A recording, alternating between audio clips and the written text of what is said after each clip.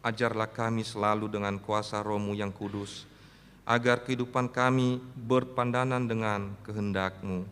Mari kita berdoa di dalam hati kita masing-masing.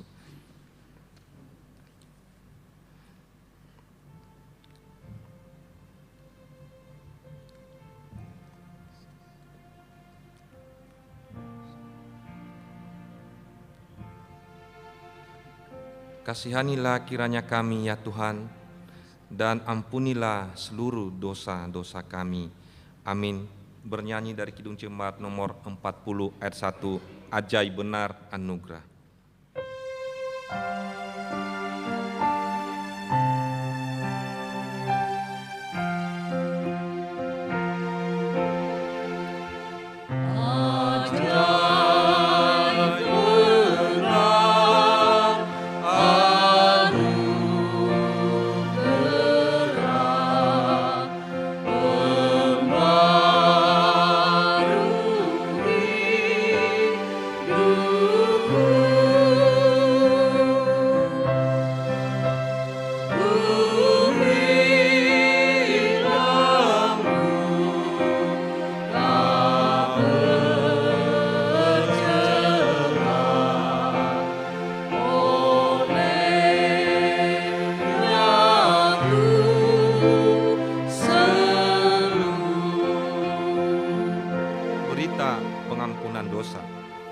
Beginilah firman Tuhan, Aku telah menghapus segala dosa pemberontakanmu, seperti kabut diterbangkan angin, dan segala dosamu seperti awan yang tertiup.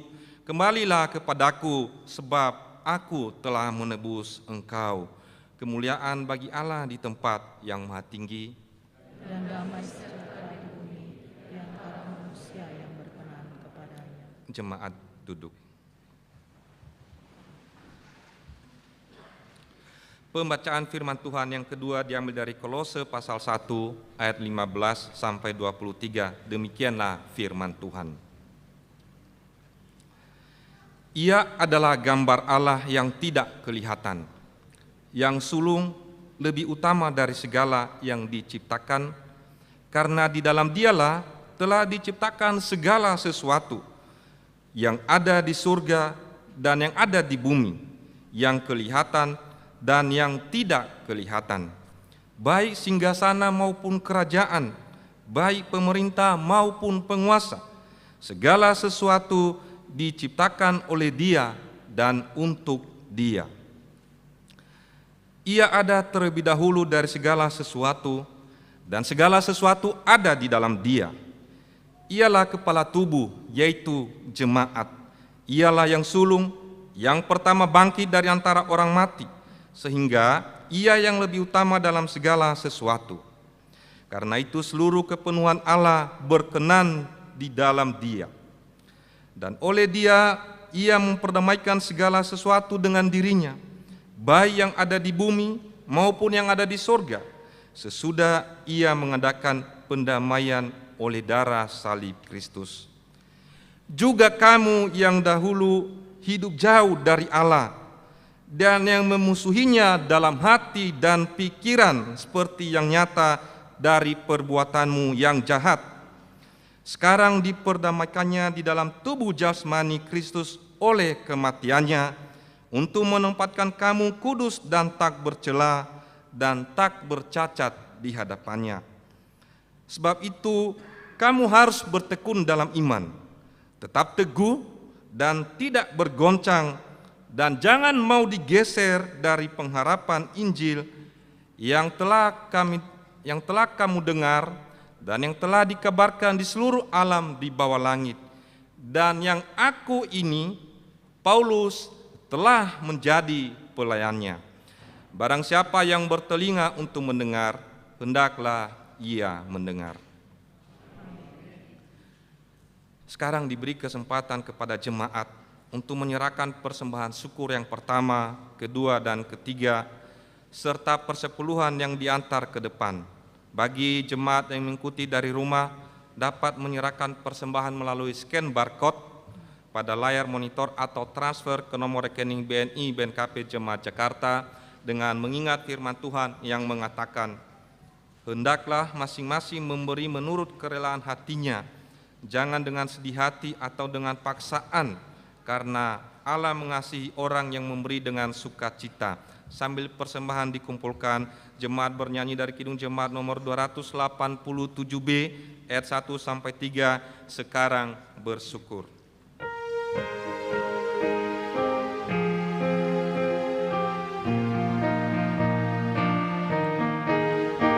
Sekarang bersyukur, hai hati mulut tangan, sempurna dan besar segala karya Tuhan, diberinya kita pun anugerah dan berkah yang tak terbilang terus, semula dan tetap. Ayat 2.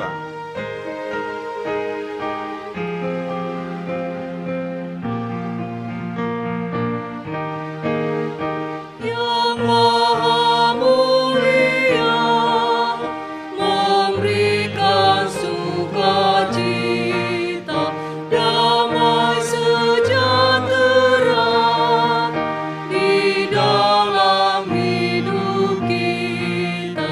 Kasih-Nya tak terberi, mengasuh anak-Nya, tolongannya besar seluas dunia. Ayat yang ketiga.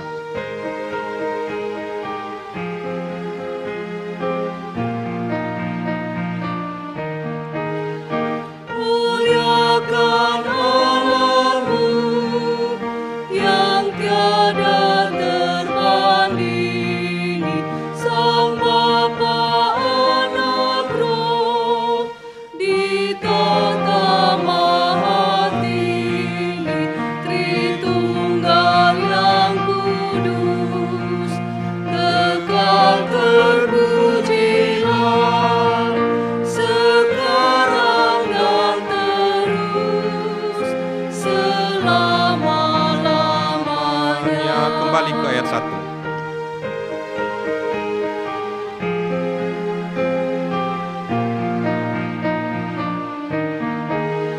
Sekarang bersyukur, hai hati mulut tangan, sempurna dan besar segala karya Tuhan, diberinya kita pun anugerah dan berkah yang tak terbilang terus, semula dan tetap. Marilah menyerahkan persembahan syukur kepada Tuhan. Jemaat berdiri sambil bernyanyi dari Kidung Jemaat nomor 386 ayat 1, 2, dan 5, Tuhan inilah persembahan.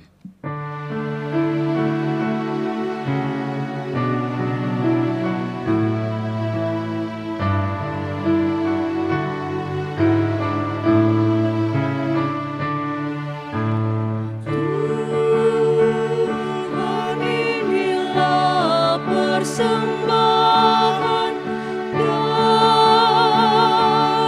Dikaulah asalnya. Kami mohon, kuduskanlah persembahan dari umat-Mu.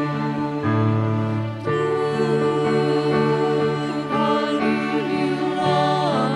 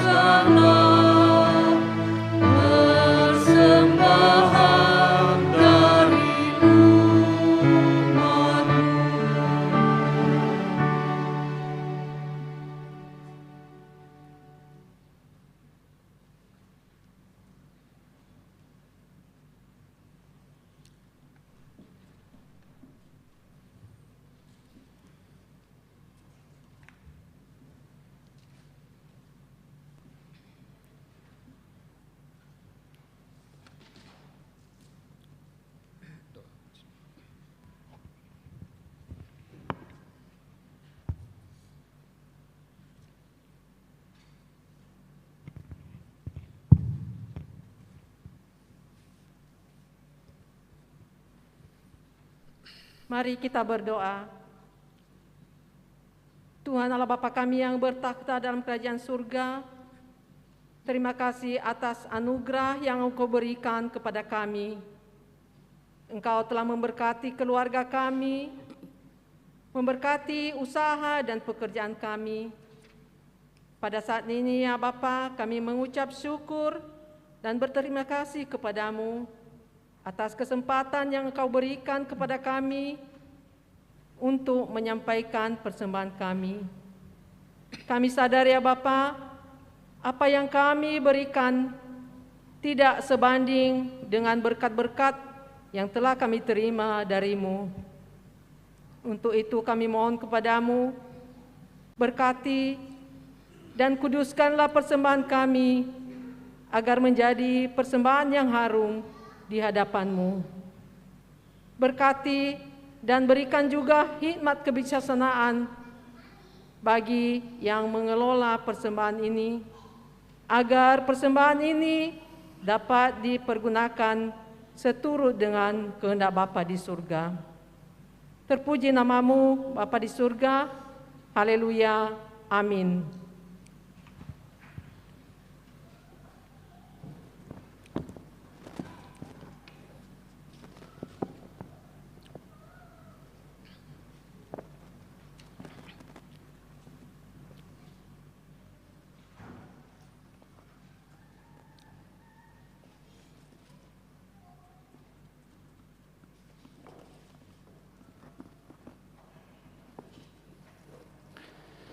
Untuk persembahan persepuluhan yang saudara bawa ke rumah Tuhan, dengarkanlah firman Tuhan.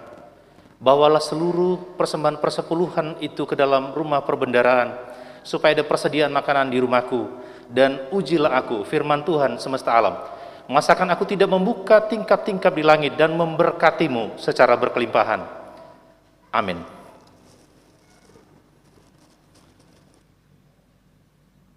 Jemaat duduk.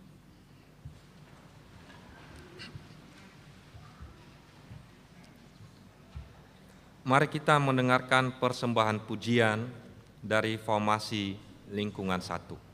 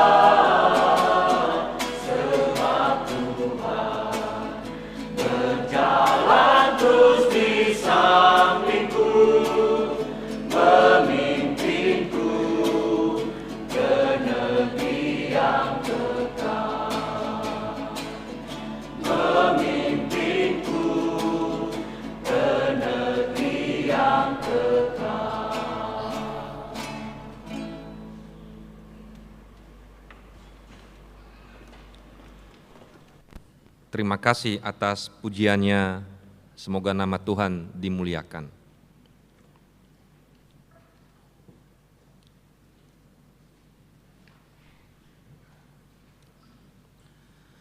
Bapak dan Ibu, mari kita mempersiapkan hati kita untuk mendengarkan firman Tuhan dengan bernyanyi dari Kidung Jemaat nomor 57 ayat 1, Yesus, lihat umat-Mu.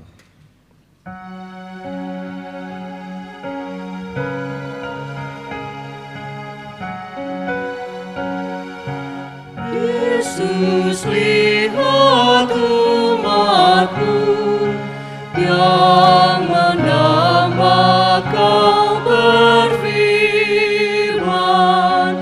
dan arahkan padamu hati dan seluruh indera, hingga kami yang di dunia Kau dekatkan pada surga.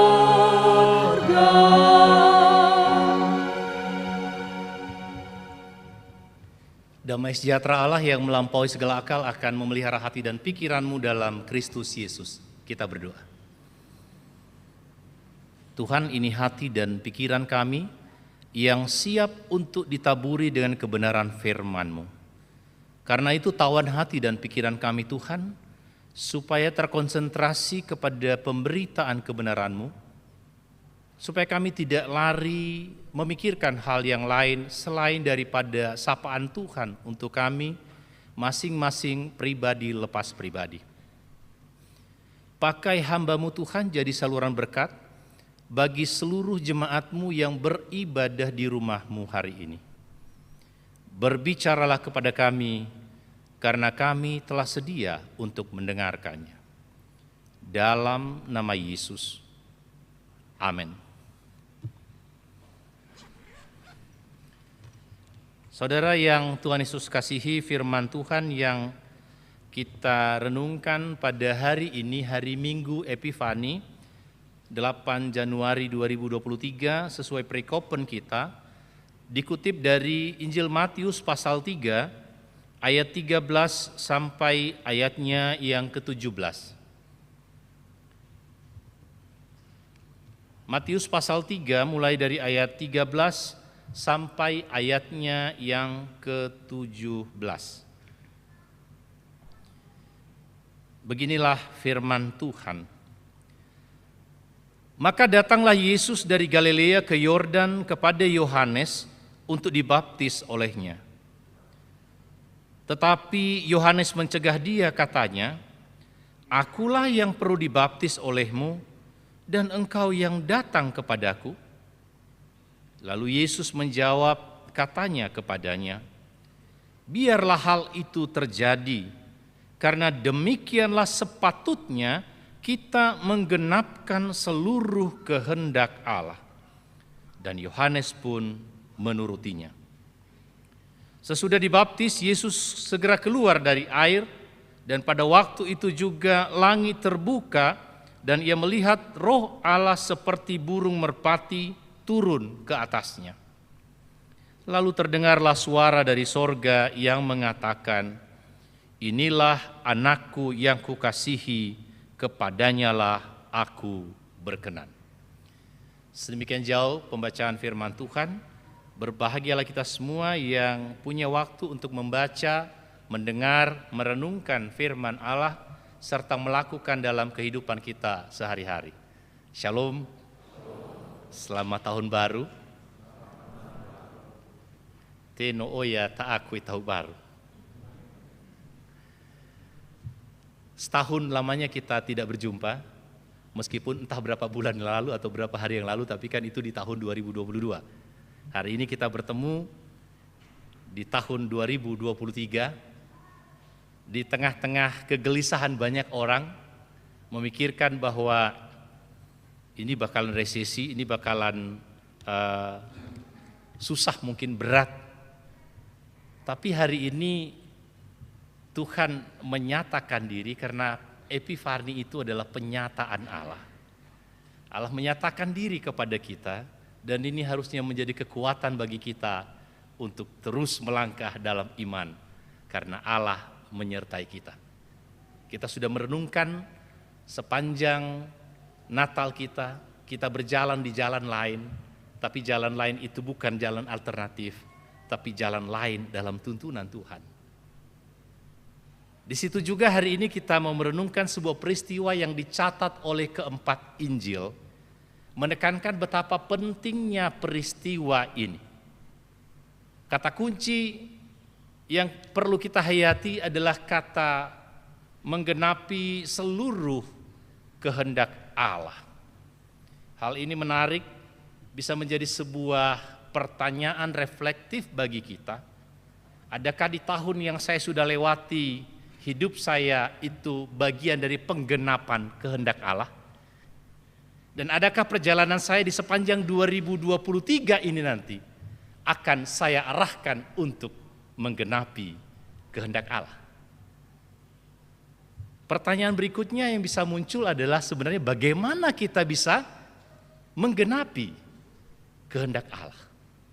Dan peristiwa itu kita bisa pelajari dari Yesus yang dibaptis oleh Yohanes.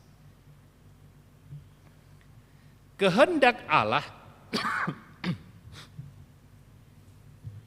itu terwujud lewat peristiwa yang terjadi, yang dikisahkan baik oleh Matius, Markus sebagai Injil yang tertua, lalu Lukas, dan kemudian Yohanes.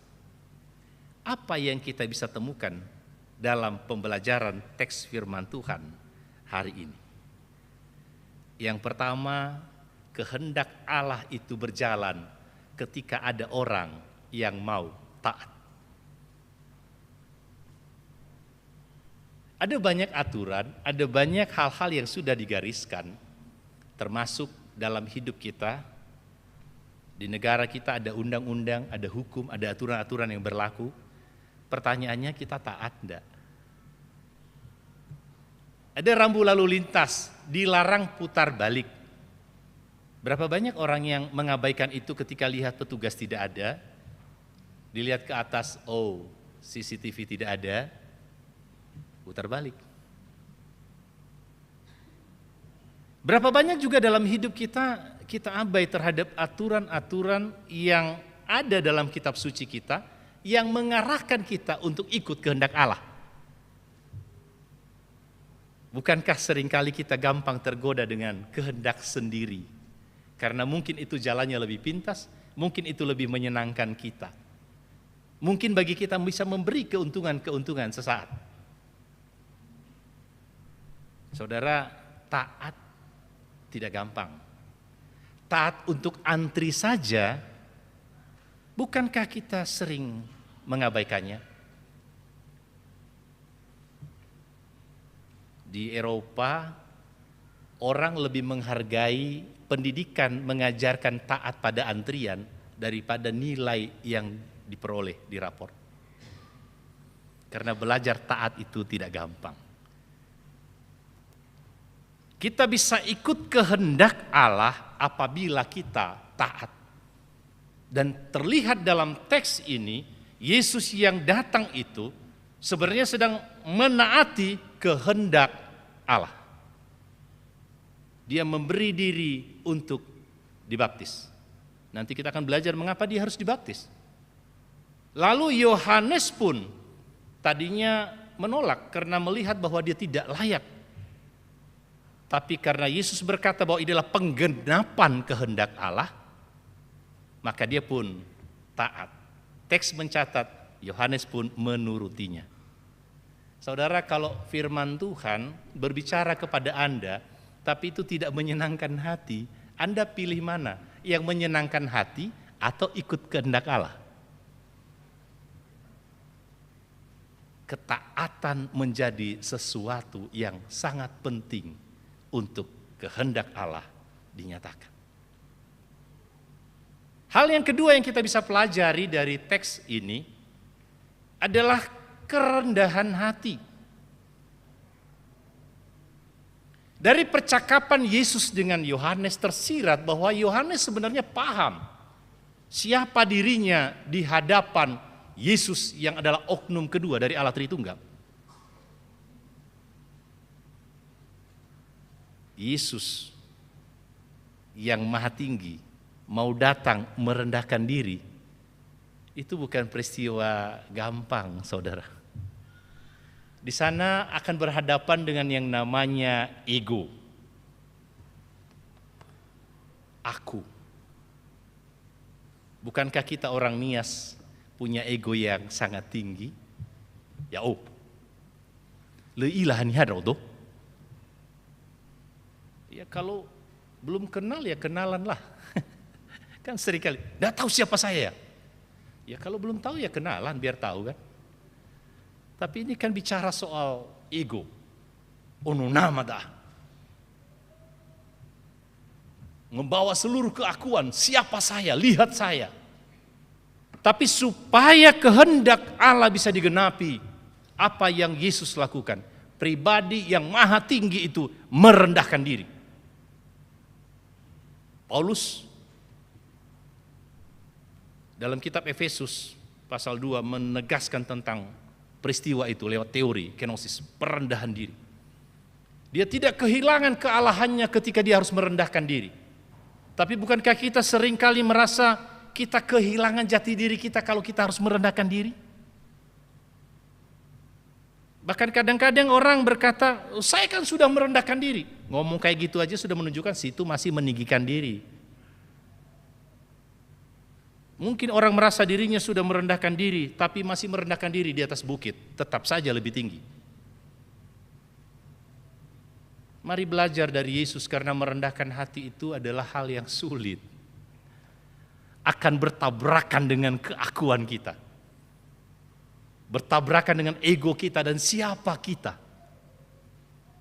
Bukankah ini yang selalu dicari orang? Siapa saya? Supaya orang kenal, ini loh. Tapi hari ini kita belajar, yang maha tinggi mau merendahkan diri. Baru kemudian kalau kita lihat di sepanjang peristiwa perjalanan hidup Yesus, dia bahkan memberi diri, bukan hanya merendahkan diri, tapi rela diinjak-injak, direndahkan serendah-rendahnya, diludahi, bahkan sampai di atas kayu salib. Siapa dari kita yang bisa tahan seperti itu? Menekan egonya sampai ke titik nadir. Mungkin kita akan berkata, tahu,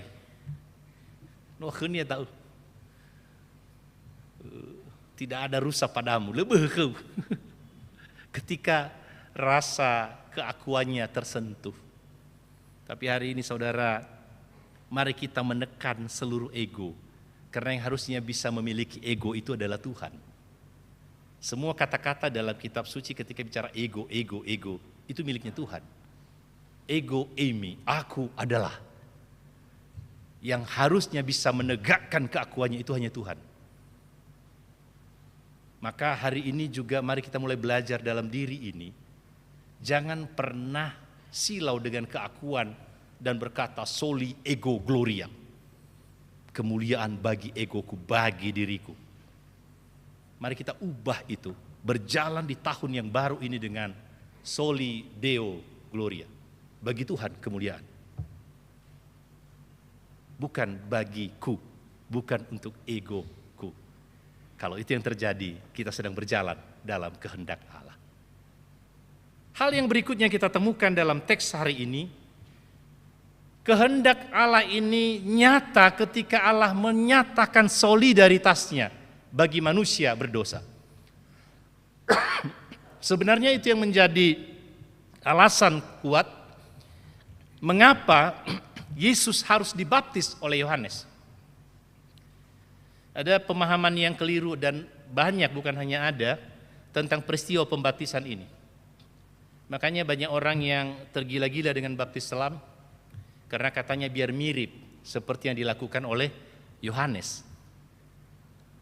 Padahal apa yang Yohanes lakukan dengan apa yang Yesus perintahkan sebagai sakramen itu dua hal yang berbeda.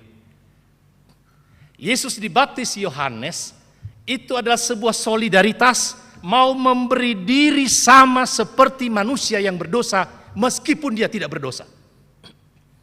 Karena baptisan Yohanes adalah baptisan pertobatan. Saudara yang Tuhan Yesus kasihi, bagi orang Yahudi, baptis itu lambang dari proselit. Jadi ketika dia dibaptis masuk ke dalam golongan mereka. Kalau dibaptis oleh orang Yahudi maka jadi golongan Yahudi. Dibaptis oleh Yohanes, bertobat mau ngikut ajarannya Yohanes, jadi pengikut Yohanes.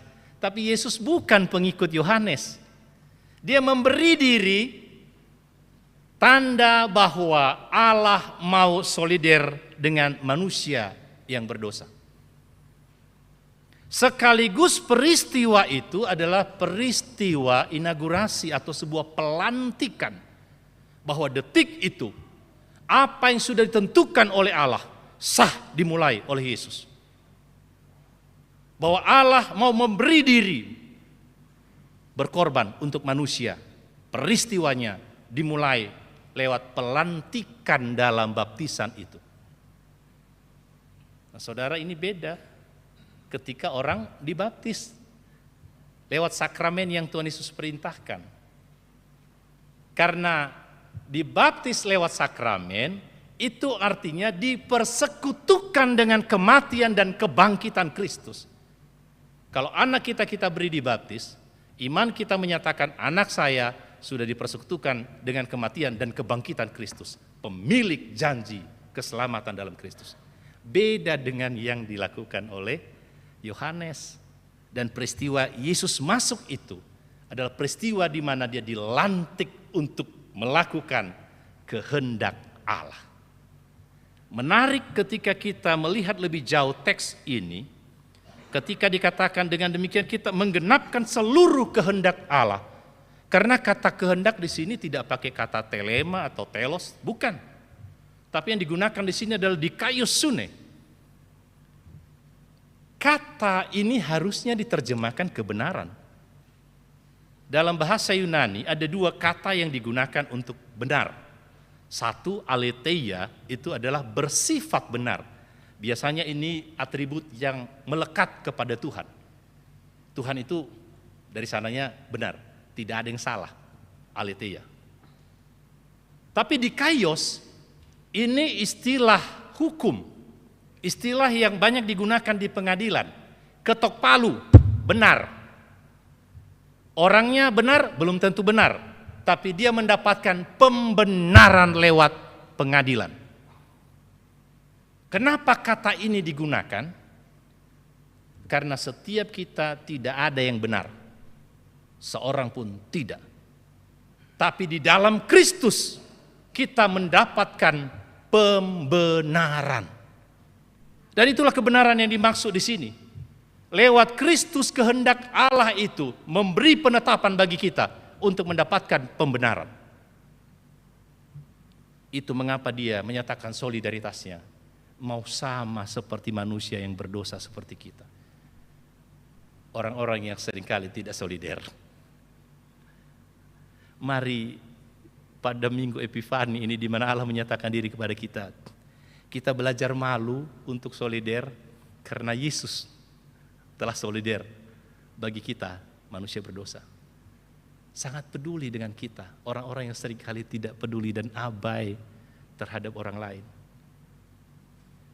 Biarlah hari ini menjadi detik di mana kita juga mau ambil sikap bahwa hari ini saya mau menjadi bagian dari penggenapan kehendak Allah.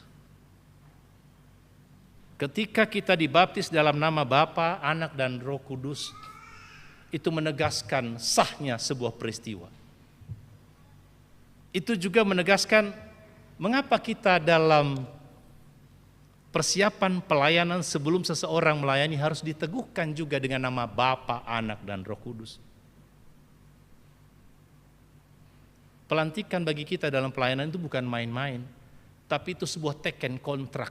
Saya siap meneladani jejak Yesus. Seorang yang memberi diri untuk melayani harus meneladani apa yang Yesus lakukan.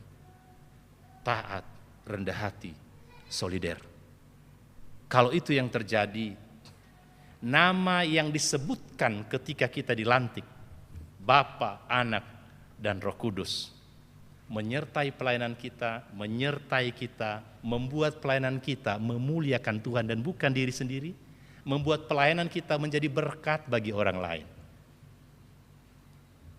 Selamat mengambil bagian untuk mewujudkan pemenuhan dari seluruh kehendak Allah ini dengan taat, rendah hati, solider, dan memberi diri untuk melayani. Tuhan memberkati. Nats hafalan bagi kita di Kolose pasal 1 ayat 19. Karena seluruh kepenuhan Allah berkenan diam di dalam Dia. Mari kita ucapkan bersama-sama 1, 2, 3. Karena seluruh kepenuhan Allah berkenan diam di dalam Dia. Kita berdoa. Ya Tuhan, hamba-Mu telah berhenti berkata-kata, dan tutur kata hamba-Mu terbatas dalam mengurai kebenaran-Mu. Kami mengundang Roh Kudus untuk melanjutkan, mengajar dan mengingatkan kami terus-menerus akan firman-Mu yang telah kami dengar hari ini. Biarlah firman-Mu jatuh ke tanah yang subur, berakar, bertumbuh, berbuah dalam praktek hidup kami yang nyata sehari-hari. Kami siap menjadi bagian dari pemenuhan seluruh kehendak Allah. Dalam nama Tuhan Yesus. Amin.